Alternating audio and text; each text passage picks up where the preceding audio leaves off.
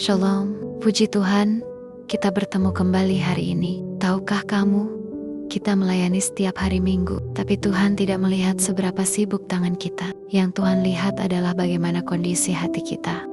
1 Samuel 16 ayat 7, manusia melihat apa yang di depan mata, tetapi Tuhan melihat hati.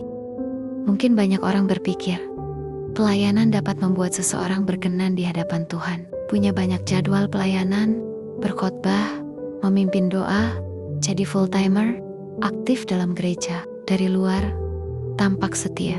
Tetapi Tuhan tidak hanya melihat apa yang kamu lakukan. Tuhan melihat mengapa kamu melakukannya. Tuhan melihat ke dalam hatimu. Kamu bisa melayani tapi hati penuh kepahitan. Kamu bisa memimpin, tapi hatimu penuh kesombongan. Kamu bisa berkhotbah tentang kasih, tapi hidupmu penuh sikap melukai orang lain. Contoh nyata yang sering terjadi, melayani dengan luar biasa di depan banyak orang. Namun, di balik layar suka merendahkan timnya, mudah emosi, mudah marah, sulit menerima koreksi. Terlihat rohani di altar, tetapi kenyataannya sangat berbeda pada kehidupannya sehari-hari. Tuhan tidak memandang penampilan luar, Tuhan tidak terkesan dengan penampilan rohani. Dia tidak terkesan dengan jabatan apapun di dalam organisasi, dan juga tidak terkesan dengan aktivitas pelayanan. Tuhan mencari hati yang benar, hati yang rendah, hati yang murni, hati yang sungguh-sungguh mengasihi Dia. Firman Tuhan tertulis, Tuhan melihat hati. Artinya, tidak ada seorang pun yang dapat menyembunyikan siapa kita sebenarnya di hadapan Tuhan. Apakah kita sungguh-sungguh atau berpura-pura saja? Pelayanan hanya dilihat oleh manusia, soal hati hanya Tuhan yang tahu sebenarnya. Lebih baik pelayanan kecil, tapi punya hati yang benar, daripada pelayanan besar, tapi punya motivasi yang salah. Pelayanan semakin besar, hati semakin tinggi, dan semakin menyombongkan diri. Tuhan tidak bertanya sudah seberapa banyak kita melayani, tapi Dia bertanya, apakah hatimu benar di hadapanku?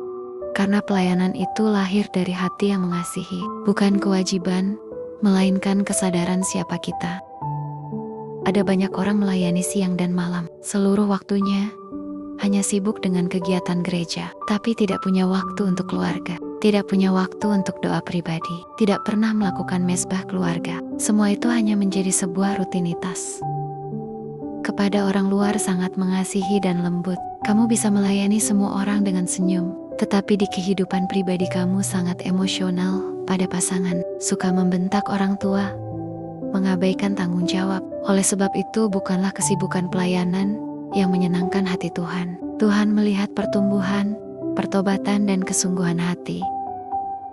Jika kita mampu melayani umat, maka harus dengan hati yang sama pula untuk keluarga di rumah. Kasih itu dari hati, tanpa syarat, murni dan tidak pura-pura.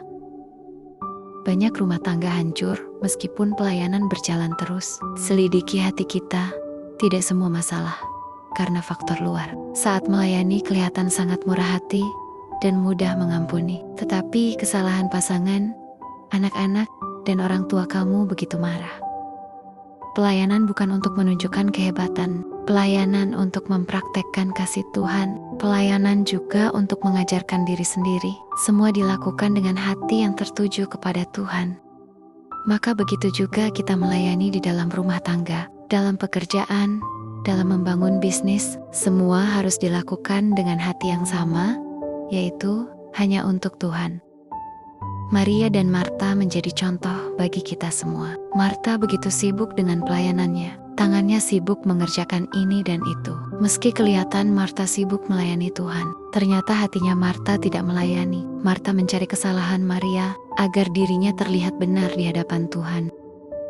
Tetapi Tuhan justru menyadarkan Marta bahwa Maria memberikan hatinya sepenuhnya buat Tuhan. Duduk di bawah kaki Tuhan adalah kerendahan hati, dan itulah yang terutama di mata Tuhan.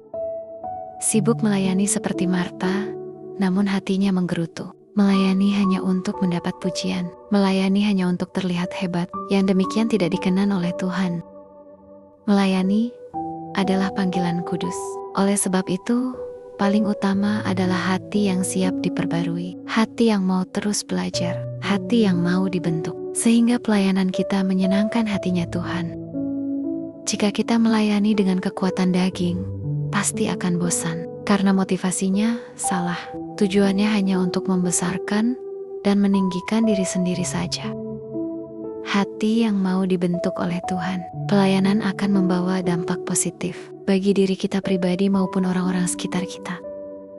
Melayani dengan hati dapat dirasakan oleh semua orang. Percuma saja jika kita bertahun-tahun pelayanan, tapi hati masih punya kebencian, tidak suka, dendam, luka batin, suka cemburu, pemarah, keras kepala dan hidup sembarangan di belakang mimbar. Mungkin kita bisa menutupinya, tapi semuanya sangat jelas di mata Tuhan kita. Pelayanan yang berkenan di hadapan Tuhan adalah melayani sungguh-sungguh dengan hati yang benar. Mari kita berdoa.